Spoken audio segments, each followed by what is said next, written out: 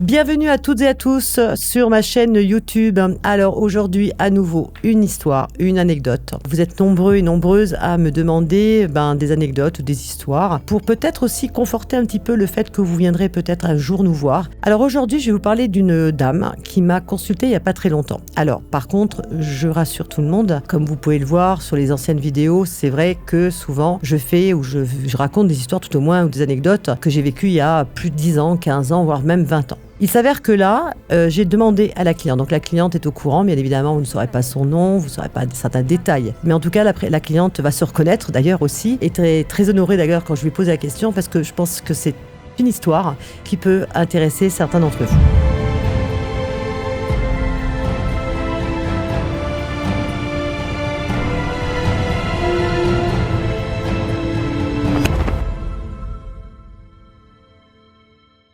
Alors cette dame me consulte il y a exactement une semaine de ça. Elle vient à la base pour faire un petit peu le bilan sur des problèmes familiaux qu'elle a avec la belle famille, mais du côté de son frère et sœurs, etc. Il y a également une vente dans le lot. Enfin, il y a plein de petites questions dans différentes choses qui touchent sa vie du quotidien.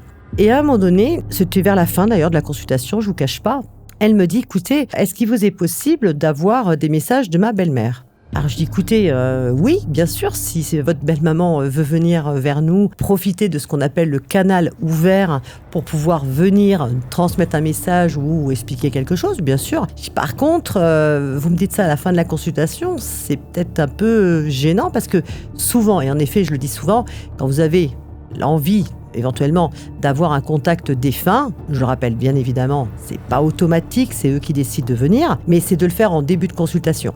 Comme ça laisse le temps, en effet, aux défunts de venir, s'ils ont envie, pendant l'heure où on a cette consultation ensemble. Cette dame le fait à la fin et je lui dis, écoutez, ça risque d'être un petit peu chaud au niveau timing. Votre belle-mère sera peut-être pas présente au moment où là, on lui demande. Elle me dit, non, mais vous inquiétez pas, Nathalie, il n'y a aucun problème, je le comprends, etc. Et puis 2 minutes après, alors chrono en poche, belle-maman arrive. Alors, belle-maman s'appelle Anna. C'est une dame, en fin de compte, qui est partie il y a quelques mois de ça. Ma cliente me dit pas grand-chose, me dit simplement, il y a quelque chose qui me perturbe. Et là, je souris et je lui dis, écoutez, votre belle-mère est présente. Donc déjà, elle vous fait un petit coucou. Je lui donne quelques indications sur comment est sa belle-maman.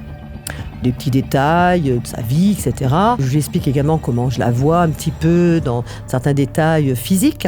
Donc elle me dit, oui, c'est vrai que vous êtes bien avec elle. Et je lui dis surtout, avec votre belle-mère, même si c'est quelqu'un qu'on me donne d'assez dur, rigide, d'autant plus qu'on se trouve dans le milieu agricole, je lui dis, votre belle-mère, il y a un lien avec vous. Il y a quelque chose de très fort, un peu comme si vous étiez sa fille. La cliente me valide. Elle me dit, oui, tout à fait, c'est vrai. Et vous avez raison, en effet, c'était quelqu'un de dur, de rigide, qui savait ce qu'elle voulait, qui se laissait pas faire. Elle avait un caractère un petit peu affirmé. Je dis, oui, c'est exactement ce qu'elle est en train de me dire. Et puis bon, il y a des petits échanges comme ça, je ne vais pas rentrer dans tous les détails bien évidemment de la consultation. Et à un moment donné, je lui dis, mais pourquoi vous doutez de son départ ? Quand je dis départ, bien évidemment, c'est le fait que cette belle-maman est décédée, puisque je l'ai là en direct avec moi. Elle me dit, écoutez, il y a quelque chose. Elle ne me rentre pas dans les détails de l'histoire, elle me dit simplement, moi, depuis que ma belle-mère est décédée, je lui parle tous les jours. J'essaye de rentrer en contact tout au moins avec elle, avec mes moyens, comme je peux. Et il y a des questions qui me sont un petit peu, qui sont restées coincées. J'arrive pas à me dire qu'elle est partie comme ça. Ok, je dis, j'entends bien. Alors là, évidemment, je lui dis, on va en profiter, on va demander à votre belle-mère parce qu'elle est là. Donc à faire, on va en profiter. Là, on va avoir du live. Et sa belle-mère commence à m'expliquer. Elle me dit, mais en effet, contrairement à ce qu'il a été dit et à ce que sa belle-fille, donc ma consultante que j'avais en face, pensait, je ne suis pas morte d'une crise cardiaque. Alors là, sur le moment, je me dis, là, ça devient intéressant. Il est évident pour nous médiums, quand on arrive à rentrer comme ça en contact avec les défunts, et qu'on a des histoires un petit peu, vous voyez, je ne peux pas dire le mot croustillant, parce que c'est pas vraiment le terme adéquat, mais qui sort un petit peu de l'ordinaire, ça nous fait du bien aussi, parce que ça nous rassure également sur le métier qu'on fait. C'est là que ça dénote également l'interaction qu'on peut avoir avec l'au-delà et le monde des vivants. Donc je continue l'histoire. Et je lui dis, mais pourquoi vous doutez fortement ? Elle me dit, parce que quand les pompiers sont venus la chercher, on nous a dit tout de suite c'est une crise cardiaque. Et ma cliente me dit, je n'y ai jamais cru. Ah, ok. Et là je me concentre bien. Et là j'ai un film qui arrive devant moi. Je visualise une scène. Et je visualise surtout la scène, en effet, du départ de cette belle-mère. Et là je dis à ma cliente, mes yeux partent. Et je lui dis, écoutez, voilà exactement ce que je vois. Je ne savais rien, elle m'avait pas dit exactement là où elle était tombée ou ce qu'elle avait fait. Elle aurait pu aussi bien avoir une crise cardiaque dans son lit ou qu'on la trouve le matin. Je ne savais rien. Et là, je lui dis, voilà l'image que j'ai. En tout cas, tout le moins le film que j'ai. Je la vois partir, j'ai des herbes hautes, donc elle était à l'extérieur. Je la vois là, après, il y a des animaux, c'est des vaches, et je vois un abreuvoir. Elle me dit, oui, c'est ça, tout à fait. Alors, et je lui dis, non, stop, ne me dites rien. Je vais continuer l'histoire et vous me direz après et vous validerez véritablement si ce que on me donne en image, c'est réellement ce qui s'est passé. Et je lui dis en effet, l'image finale, on me coupe en fin de compte dans ce que j'étais en train de voir là-haut, et je vois cette femme dans l'abreuvoir, les jambes pendantes à l'extérieur. Et là je fais, waouh, c'est quoi cette histoire? Et elle me dit, écoutez, ça me fait froid dans le dos parce qu'en effet, quand on est allé voir ma belle-mère, l'image que j'ai toujours d'elle, c'est les jambes à l'extérieur. C'était quelque chose de choquant. Donc la moitié du corps était à l'intérieur de l'abreuvoir et les jambes étaient à l'extérieur. Mais attendez, c'est pas tout. Je reviens, je rembobine le film. Je dis, moi, ce que j'ai, c'est que j'ai une femme qui est arrivée, venue donc apporter de l'eau aux vaches, et c'est exactement ça. Elle m'a validé, bien évidemment, après. Et je lui dis, je vois une chute. Elle est tombée dans l'abreuvoir, elle a essayé de se débattre, elle n'a pas réussi. C'était une dame qui avait un certain âge, donc voilà, la force étant. Puis à l'abreuvoir, c'est pas 10 cm, c'est quand même assez haut, etc. Et je la vois, je lui dis se débattre, en effet, pour essayer de sortir de cet endroit. Et plus elle s'est débattue, à un moment donné, la fatigue étant, elle avalait de l'eau, elle s'est noyée, et le cœur s'est arrêté. Et là, ma cliente me fait, mon Dieu, c'est pas possible, j'ai jamais cru à cette crise cardiaque. Et je visualisais ce que vous êtes en train de me dire. J'étais persuadée qu'en effet, il y avait une histoire avec l'abreuvoir, qu'elle s'était noyée dedans, que c'était pas possible. Je dis, voilà moi ce qu'on me donne en tout cas.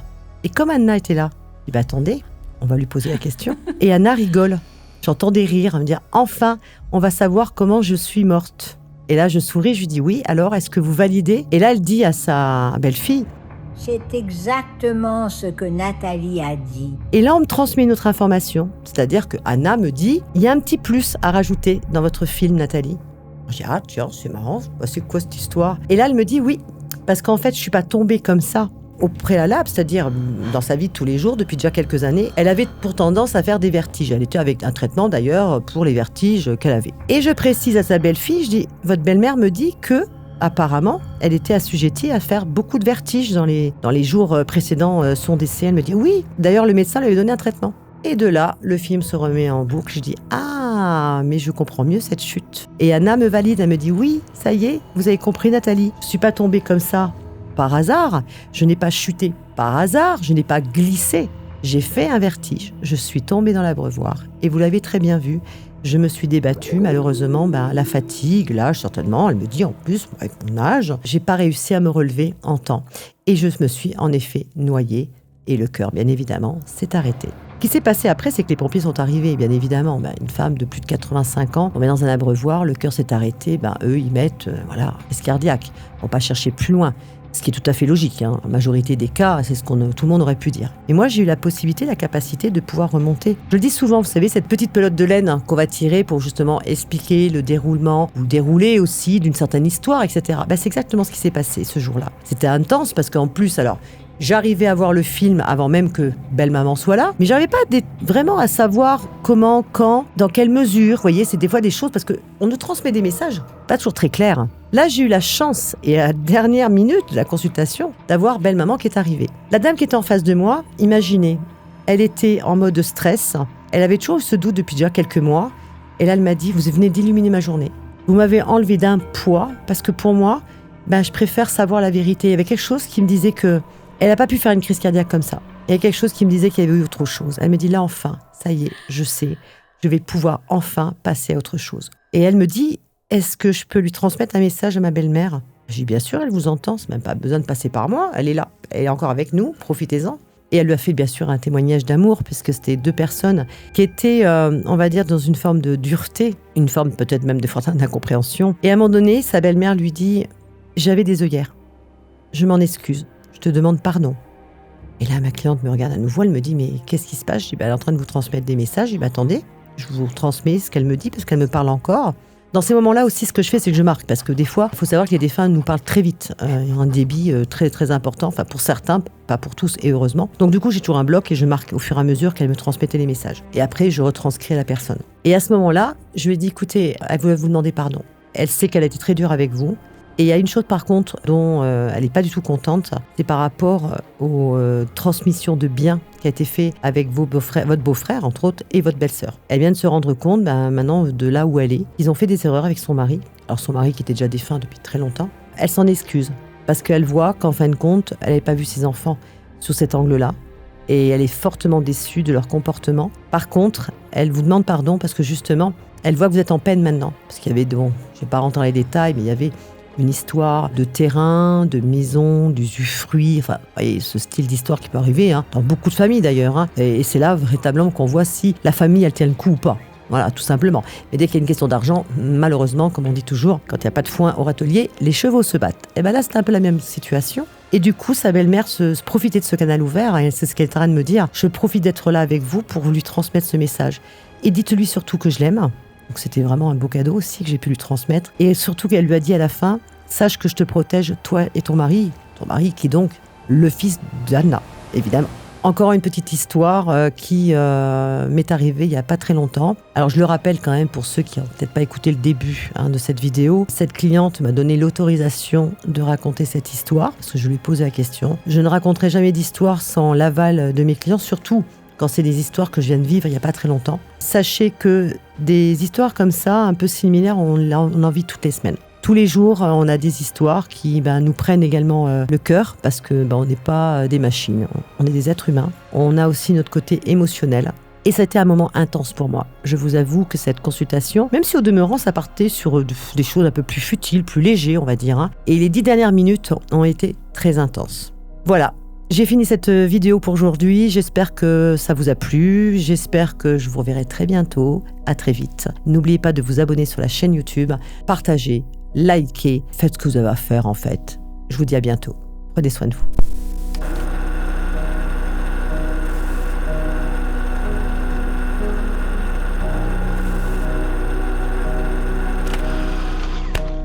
Mais du coup, les défunts, donc quand une personne elle décède, Oui. Souvent, en fait, elle se rend compte de certaines choses. Bien sûr, de là où elles sont. Quand elles sont dans le monde des vivants, elles ne voyaient pas certaines choses, et quand elles décèdent, en fait, elles... Disons qu'elles voient vraiment la vraie vérité et comment sont les gens surtout. Et là, ce qui s'est passé, c'est que elle donnait du crédit, en fin de compte, à sa fille et à son autre fils. Elle avait des œillères, mais surtout par rapport à cette fille. Et la cliente me disait, oui, à l'époque, c'était qu'elle, sa fille. En fin de compte, moi, ce qu'on me donnait comme renseignement, avant même que la belle-mère arrive, c'était que sa fille, il y avait que le vénal qui l'intéressait, qu'elle voulait avoir l'exclusivité surtout, que c'est elle qui voulait manager, en fin de compte, un petit peu le côté familial. La mère l'a pas vu comme ça, parce que ça reste sa fille. Donc elle n'a pas vécu de la même façon. Le jour où elle est partie et le jour où elle a passé toutes les étapes, comme on dit, parce qu'il y a plusieurs étapes pour arriver dans la lumière, elle s'est rendue compte qu'en fin de compte, sa fille était pas si cool que ça, et elle a vu le vrai visage de sa fille. Donc heureusement que tu es là pour transmettre ce genre de message et permettre aux personnes qui viennent te consulter de... Heureusement que je suis là, je serais tendance à te dire, avec toute l'humilité que j'ai, il n'y a pas de heureusement, c'est comme ça doit se faire ou ça doit pas se faire. Enfin, que les médiums existent, quoi, parce qu'au final, il y a plein de personnes qui décèdent et qui auraient aimé peut-être laisser un message. Exactement. Alors, je leur ai dit, bien sûr, et je le redirai jamais assez, la preuve en est, c'est qu'elle n'est pas venue avant, etc. Alors, par contre, ça peut arriver aussi. Ça peut arriver. On me demande pas un contact défunt, puis d'un coup, j'ai quelqu'un qui arrive. Je dis, oh, tiens, c'est bizarre. Et la personne peut me dire aussi, je suis le frère, l'oncle, le père, etc. Et des fois pas. Il n'y a pas un contact défunt qui est à l'identique, comme il n'y a pas une consultation qui est à l'identique. Chaque chose est toujours un peu différent. Et je serais même tentée de te dire, tant mieux. Pas cette espèce de routine où on n'est pas nous-mêmes dans l'attente de quelque chose. Moi, quand je débloque une consultation, quand je me mets devant le visio, puis hop, c'est parti, j'ai aucune idée de me dire il va arriver ça, je vais avoir ça, parce que c'est pas routinier, c'est la surprise. Voilà, chaque consultation, c'est un cadeau.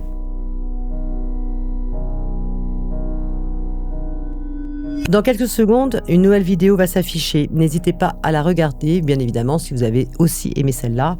Il y en a des croustillantes, je suis sûre que vous allez kiffer. À très vite.